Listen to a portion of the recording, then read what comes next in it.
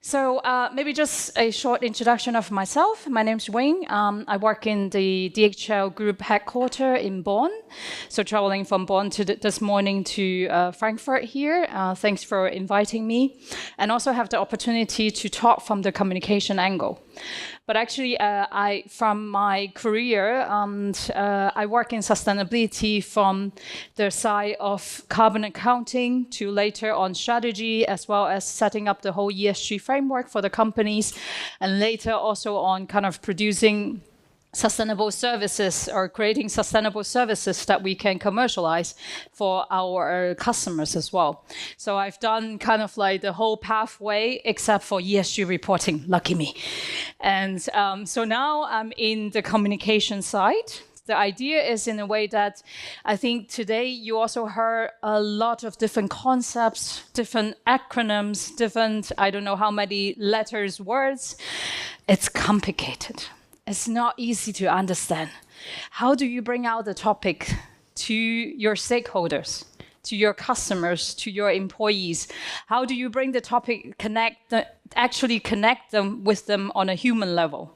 Right, so that's my task here, trying to break down kind of the complicated and ever newer topics, sustainability, to the broader audience, right? So not just for the experts sitting here, but for many, many more people in our society and companies that we work in.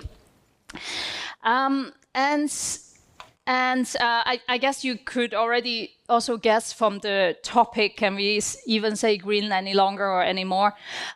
It's also relating to some regulatory change that we haven't mentioned today, surprisingly. Usually in other conferences that I go to, it's been mentioned all the time, which is the so-called Green Claim Directive, which, by the way, is stopped in EU, so it's now more the impact is coming from the empowering consumer directives that are going to go into effect or full effect in September this year. So it's really at the door. So it's also relating to this topic. So by the way, this is a provocative picture. I would actually not use in my communication because this is not a green claim proof picture, I would say. I just asked my intern to generate a AI generated picture that might capture some of the attention here on the audience. Just so you know. Okay, to begin with, just maybe a short recap of what DHL does, right? I guess every one of us probably have some daily contact with a DHL yellow uniformed persons, but mostly it's the guys or women who bring the parcels to you, or you met someone in the post office, because we still are also the mother company of Deutsche Post in Germany, so we are heavily invested in Germany as well. But actually DHL is much more than that. Right, so we're doing logistic and supply chain service for all kinds of sectors and everywhere in the world, bar 2 countries. We do besides the pickup and delivery service, we also do distributions, we do cargo transportation with our own planes and also with other carriers as well. We also do distribution not only in Germany, we also do last mile distribution in selected European countries as well as US and some Asia country, domestic shipping as well. We also manage a lot of the supply chain of our customers from all kinds of sector like a governmental health service to assembly line for automotive companies, right? So all kinds of industry that we serve there. We also to make sure that we also provide transparency on their supply chain, even if we are not doing the transport service for them. So we are also a so-called 4PL as well. And the important here is to just bring you the full picture of the diversity of the business that we do, right? So that you also understand why is it not just about the van that you see on the street. We work with over 600,000 people in the world, in every country, bar 2, as I said. We have around 300 airplanes that are owned by DHL. And work with our partners as well. We have over 12,000 sites that we own worldwide and lease and rent even more. we have about 120,000 vehicles that are on the road any time of the day. And that number is also increasing. So this is the magnitude that we're talking about here, right? So just to give some idea. So as you can see, the space that we work in is a very complex ecosystem. And that's why it's also so important when we talk about sustainability, at least in my view, to really bring that storytelling into it, right? To how to tell these complex stories into some simpler message. I would not a simple message, but simpler message. And what I also mentioned in some of the roundtable early this morning is that for us, sustainability has been, the good news, has been very well integrated in every part of our business. So we have sustainability teams in operation, we have sustainability teams in procurement, sustainability in finance controlling, sustainability in every business unit, sustainability managers on sites level.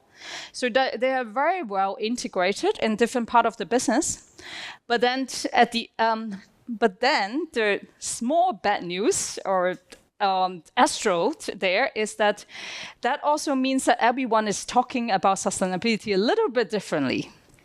And then there's only one brand, which is DHL, right? So from a brand perspective, from a company perspective, we want to make sure there is a coherent message.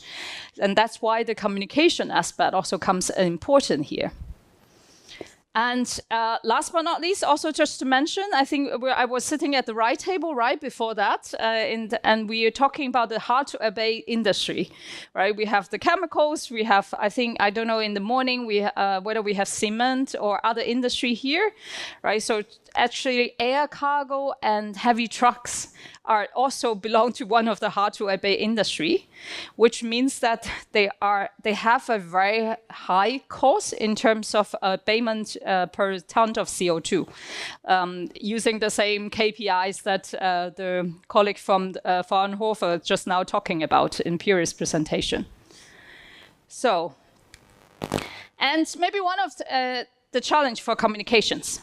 What we've seen very often is that we have how do we stand out from other competitions, right? I blur those pictures, so this is not a comparison, but the idea is really to tell you that, like, for people, in people's mind, a vehicle is a vehicle, a delivery is delivery, right? So how do we differentiate from the different companies?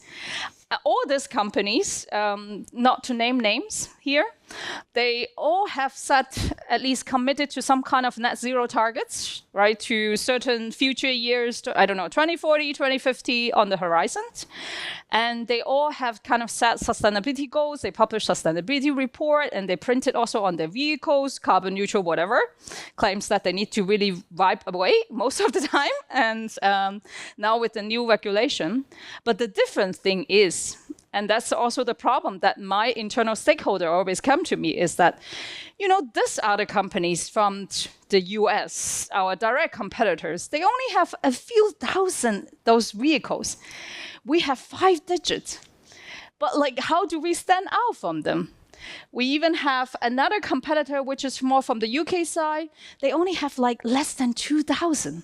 That's not even comparable with the kind of electric fleet that we have on the street. Our closest competitor in terms of electrification, another great tech giants in the US, not to name names, they also only have half of the amount of electric vehicles that we do. But for every individual, what they see is still the one vehicles that they see on their streets, right? So how do we stand out? So that's the first challenge. The second challenge, as the topic of the day or of the presentation, greenwashing. I'm just showing you some cases that we put into our internal management communication to show how serious the issue is. Logistics is one of the industry actually being targeted already in multiple European countries, right? This is a EU-driven thing, so I'm not talking about other regions in the world. We also seen other airlines, for example, like KLM, which we do consider actually a company that is very serious in sustainability. Quite serious, I would say, from at least as one of our carrier suppliers. but they are actually also one of the first company being litigated on the greenwashing topics. We've seen our competitor in Italy being fined for greenwashing claims or untrue claims. We've seen that there are 20 passenger airlines in Europe that are being investigated by the commissions in order to provide data. So we felt this topic is actually very close to us already, right? So we need to be super careful of that.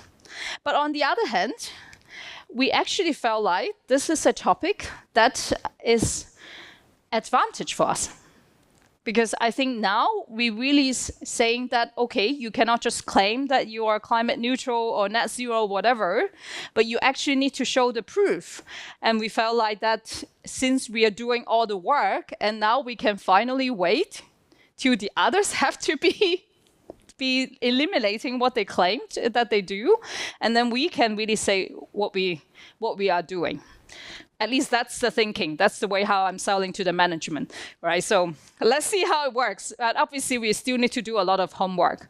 But I think more seriously is that we don't want to do green hushing because we see that that's potentially, first of all, we should not do that because climate change is still a low main topic, right? The corporate world should not do less, but actually to do more. So we cannot afford to green hush. And on the other hand, as I mentioned, logistic industry or air cargo and heavy trucking is hard to abate, which means the cost is high. We need to do that together with our supplier and our customers.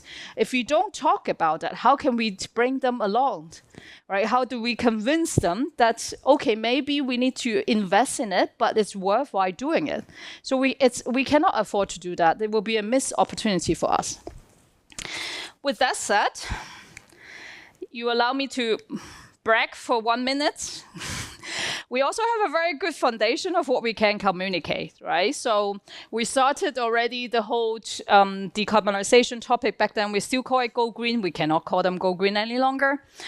In 2008 already, before all the regulation that is come into place, we piloted, we actually bought a company who produced electric vehicles because back then no one wanted to produce electric van for us, surprisingly. In 2015, and then in 2016, we already achieved our 2020 targets 4 years ahead of schedule, and that's why in 2017 we said we are long-term target for 2050. Back then, saying net zero is still the first mover, so we did that, but now it's no longer that attractive. We also have launched our first Go Green Plus product, which is an insetting product that is directly reducing emission in our supply chain.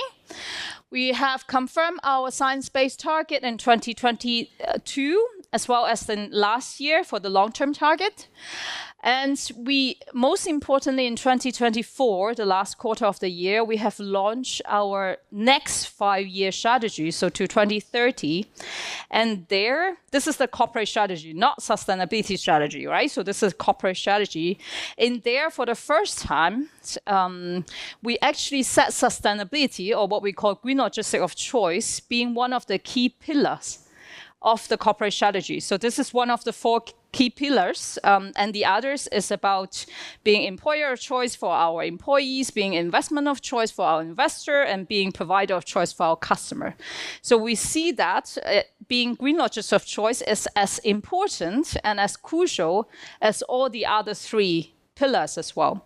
So now this is one of the 4 key strategy areas that the corporate strategy is built on, right? That also means that we always need to consider those trade-offs, and they are also all integrated to the management level bonus as well.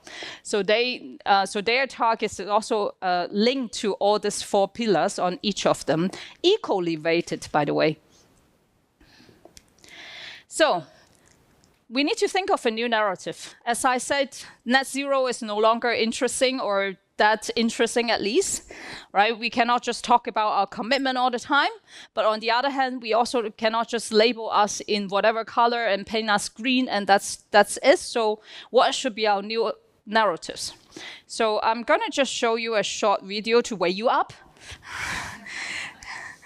And hopefully that gives you a quick idea what we meant by the new narrative. I hope the sound's working. We live in a world that doesn't like to wait. You need your equipment, life-saving medicines, and gifts to arrive in time is part of everyday life. At DHL, we don't wait. We work tirelessly to meet your expectations. You also want your shipping to be more responsible, more sustainable, to have minimal impact on the environment. At DHL, we don't wait. The climate emergency is already happening. At DHL, we're scaling up solutions to decarbonize logistics. We're championing sustainable aviation fuel and collaborating with carriers to use more sustainable means of marine transportation. We deploy trucks that use sustainable fuels and alternative drives, as well as thousands of electric vehicles. Since 2022, we've operated our own new buildings in a carbon-neutral way. We've improved packaging, cutting waste, and from more sustainable warehouses to trucks to pedal power. We've reduced greenhouse gas emissions throughout our supply chain. But still, at DHL, we don't wait. We keep innovating and exploring new ways to deliver your goods more reliably, more sustainably. And you don't have to wait either. You can join the many customers who are already working with us to decarbonize their supply chains. For a thriving and low-carbon future, at DHL, we don't wait. Okay. I mean, it's of course a fancy video that an agency made, right? So I'm not admitting that. However, I hope that there are three key messages that we want to bring out there, right? First of all, is that it's not just about goals. We didn't even mention our goal at all, right? It's about progress. What are the actual steps that we're investing in it, right? How much we're already doing. It's not about the "we don't wait" slogan. It's a translation of what our CEO keep repeating all the time. We're doing everything that is technologically feasible and commercially viable now. We don't wait till that technology is mature enough and the cost come down or the green premium lower down. We do it now. We invest in sustainable aviation fuel, which is three to four times the price of conventional jet fuels, but we do that. Right? And then the last thing is also that we cannot do that alone, right? So we need our customers to get on board to also be part of that, right? So we are also doing that with our customers. That's also the message that we're trying to bring out there. Oh, sorry. And now I just want to give two quick examples of, besides a fancy film, what we also do in communication to bring out the message. One is a sustainable fleet quartet. And you guys all know quartet. It's kind of a car games, right? Where you're competing like who has the best, I don't know, football player who scored the best or how many assists do they do.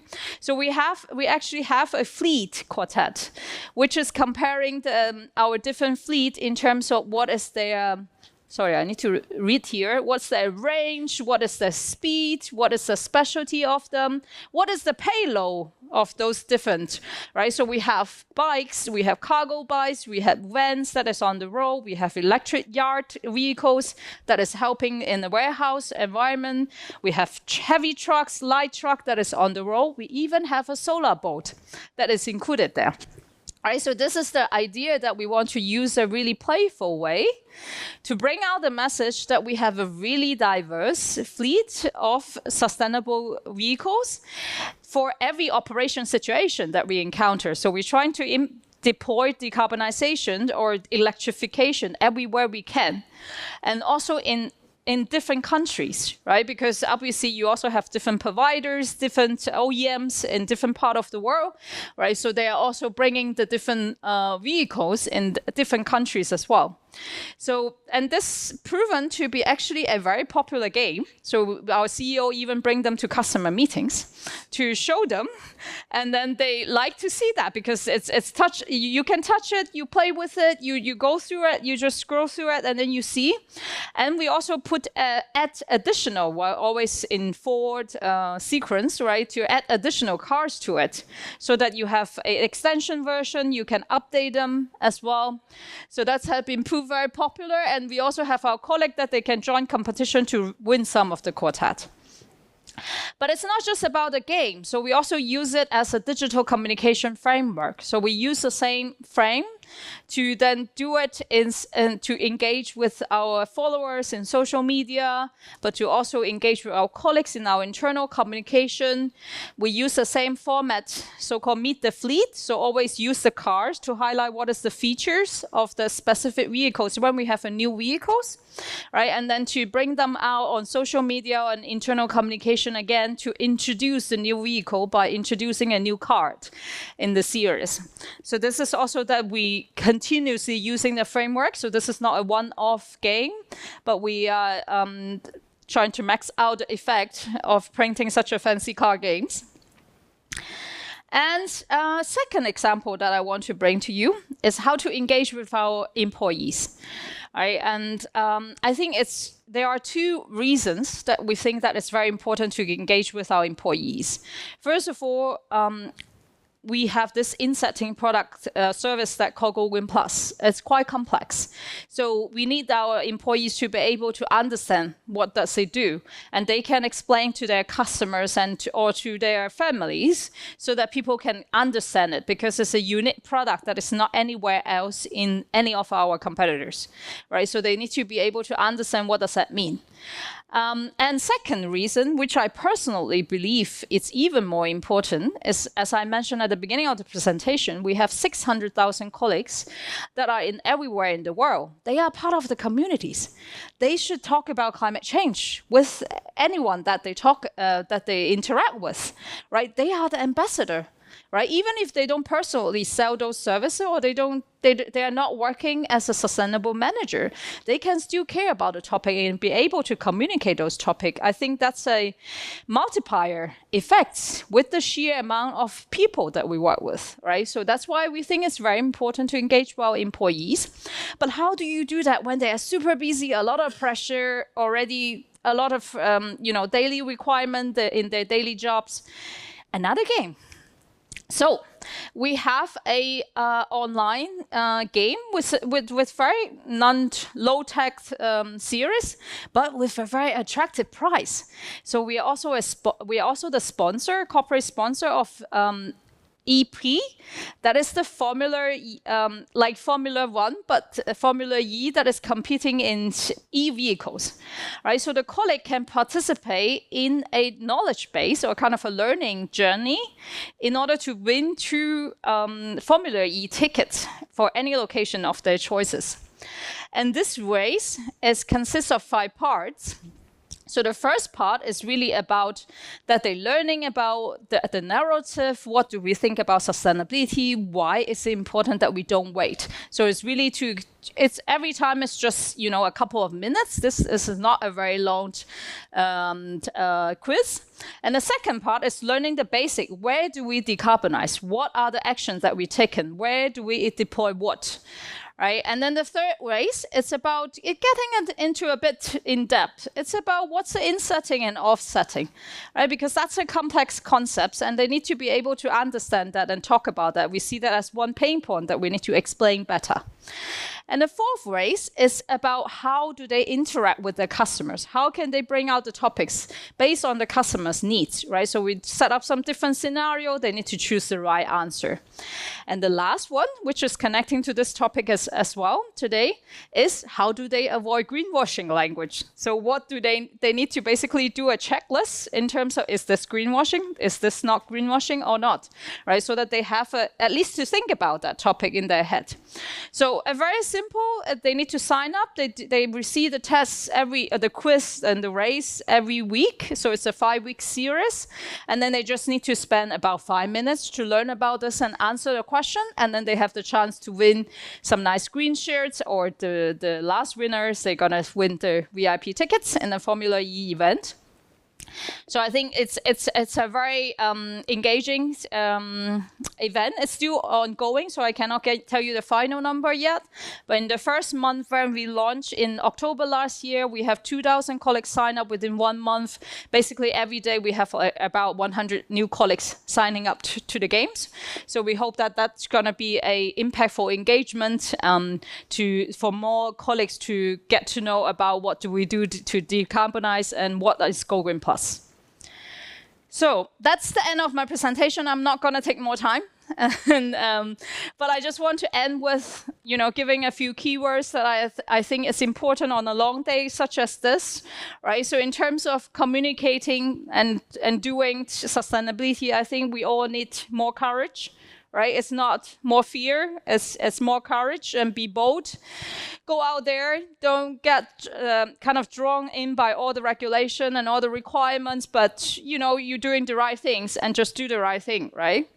And second, it's to be real, right? I think for me, that's the key thing for the green claim or this directive, right? You need to have number, you need to be authentic, you need to have facts behind. You cannot just paint the world green, right? So just be real. And the last thing is talk about progress. For me, it's more important to talk about progress than a definite milestone or achievement, right? Because that's again more real and more authentic, right? And progress could also mean obstacle, right? Explain what kind of challenge you experience, like that the car is being stuck by the herd of sheep on the road, right? But we also bring out those information as part of the communication as well. So that's it. Thanks a lot.